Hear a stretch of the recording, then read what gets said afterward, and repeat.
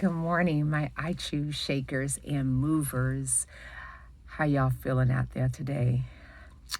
I know it's heavy. There's a lot going on. There's a lot of emotions, a lot of pain.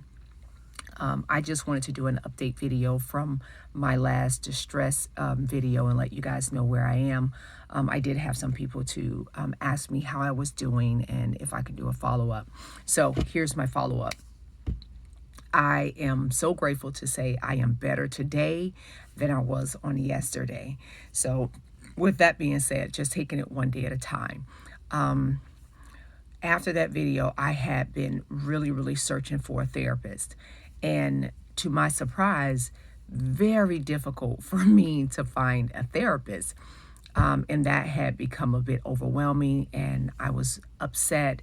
And I'm like, I have to process this. For whatever reason, I've been able to process things on my own and get through them. But this time, it just hit differently. And not that racism was the first time that I've taken a dance with it. From early on in my younger years, I've had encounters with racist people, and people verbally attack me and say very unkind things because of the color of my skin. So I know what that feels like. But then I realized that it, so to speak, was becoming, and you guys know I don't like using the word normal because you got to compare it to something, but I was normalizing it. I was normalizing that animal-like ignorant behavior that we know as racism. And I'm like, what's happening? And all at once I had a flood of emotions. So I'm like, this is trauma, but it doesn't feel like PTSD, but it is definitely trauma. So I ran across an article that refers to race-based traumatic stress. And this is stress or injury that that's like a consequence of emotional pain that a person may feel after encountering racism. And it's a real thing, and the symptoms, the intrusive thoughts, sleep disturbance, tearfulness, looks a lot like depression in some areas. And I'm like, this is not okay.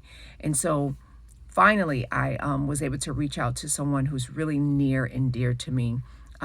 Met her in my early years, my my ignorant and young years, and she remained a constant in my life.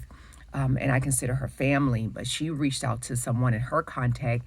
They reached out to me, which was a licensed therapist, and we had a session, and she was able to help me process some stuff and gave me some homework assignments, if you will. And so I have been using those tools, and of course, my number one modality, which is CBT, I love it, cognitive behavior therapy. And so I have been reshifting my mind on what's happening, identifying my emotions and placing them in the correct place, and using my calming strategies and my coping skills to kind of help me through it. And so I feel better. I look better. Still very painful that people like me are going through such a thing. And you kind of see different pictures, and you see like, man, that happened in the 60s, that happened in the 50s, that happened in the 40s. And it's just like reliving itself. So I am just hoping one day, if not this generation, the next generation just evoke some change that just shake up the place within the laws and the system, because that's where the change has to happen. So I'm just excited about being a human being, seeing so many of us come together, all different ethnicities, and saying that this is not okay. This is not okay. And so I want to just say to you, my I choose shakers and movers, if you are not okay, please reach out to someone, because it is not okay to feel the way you feel and not have an outlet or be able to process it. Mental health is mental wealth. Until next time, guys, you already know what it is. Stay free.